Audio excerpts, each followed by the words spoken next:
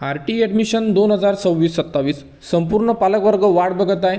जो कोर्टाने निर्णय दिलेला आहे यावरती साईडवर अपडेट कधी येणार, तर याबद्दलची एक संपूर्ण अपडेट एका न्यूजपेपरमध्ये आणि ते सुद्धा आजच्या उपलब्ध झालेली आहे.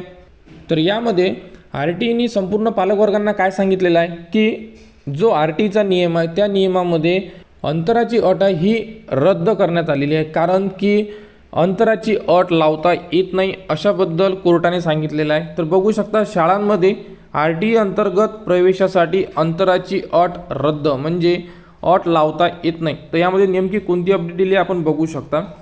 हायकोर्टाचा दिलासादायक निर्णय, निकषात बदल करण्याचे सरकारला आदेश. म्हणजे जो नियम RTने लावलेला आहे आपल्याला 1 किलोमीटरचा, यामध्ये बदल करण्याचे आदेश देण्यात आलेले आहे आणि याबद्दलची अपडेट तुम्हाला आपण ऑलरेडी दिलेली होती. परंतु भरपूर जे पालकवर्ग आहे हे वाट बघत आहे, कारण की 2 ते 3 दिवसाचा वेळ देण्यात आलेला होता.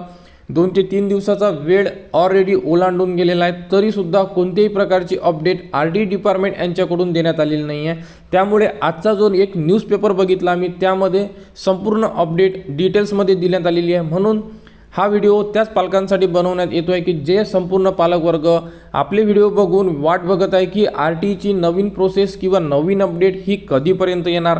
तर बघू शकता खाजगी विनाअनुदानित शाळांमध्ये RT अंतर्गत प्रवेश घेण्यासाठी ठेवण्यात येणारी अंतराची अट मुंबई उच्च न्यायालयाच्या नागपूर खंडपीठाने गुरुवारी रद्द केली आहे आणि प्रवेशाच्या निकषामध्ये येत्या 2 दिवसात आवश्यक सुधारणा करण्याचा आदेश राज्य सरकारला दिला.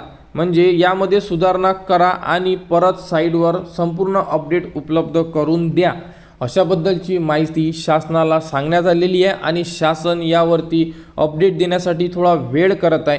होऊ शकते की निर्णय घेण्यासाठी वेळ लागू शकतो, त्यामुळे पालकवर्गांनी घाबरू नका, कारण कोर्टाचा निर्णय आलेला आहे. म्हणजे पालकांच्या साईडनं संपूर्ण अपडेट होणार, संपूर्ण साईड अपडेट करून देण्यात येणार. कारण शिक्षण हक्क कायद्यानुसार सरकारने प्रत्येक 1 किलोमीटर परिसरात इयत्ता 1 ते 5वी पर्यंत आणि प्रत्येक 3 किलोमीटरमध्ये इयत्ता 6वी ते 8वी पर्यंत शाळा उभारणे बंधनकारक होते. याकरिता सरकारकडे 2010 पासून 3 वर्षाची मुदत होती.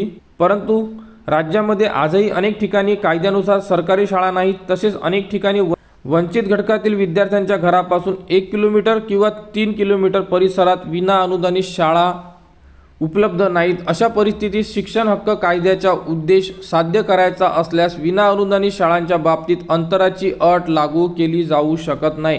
क्लिअरली मेन्शन केलेलं आहे कोर्टाने की यामध्ये अंतर म्हणजे जे डिस्टन्सचा जो रूल लावलेला 1 किलोमीटरचा किंवा 3 किलोमीटरचा हा लागू होत नाही. शिक्षणामध्ये याबद्दलची संपूर्ण अटी आता रद्द करण्यात आलेल्या आहे आणि यामुळे येत्या जेही पुढील वर्षापासून म्हणा किंवा पुढे पालकवर्गांना आनंदाचीच बातमी राहणार आहे. कारण की यामध्ये आता अशाबद्दल कोणीही जो नियम आहे हा बदलू शकणार नाही आहे, कारण की न्यायालयाने हा आदेश देताना स्पष्ट केले आहे.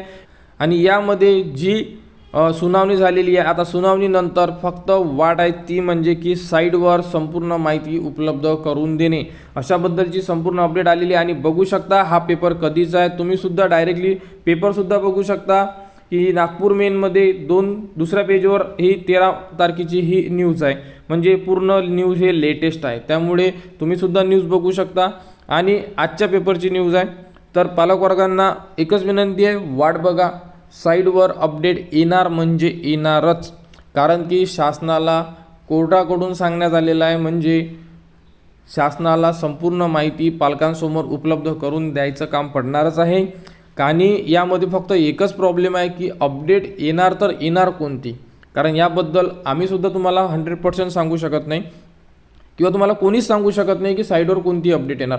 फक्त एवढंच सांगू शकतो की वाट बघा, अपडेट येणार. अपडेट आल्यानंतर तुम्हाला A to Z माहिती आपल्या चॅनलवर देण्यात येणार. नवीन फॉर्म सुरू झाले त्याबद्दल माहिती देण्यात येणार.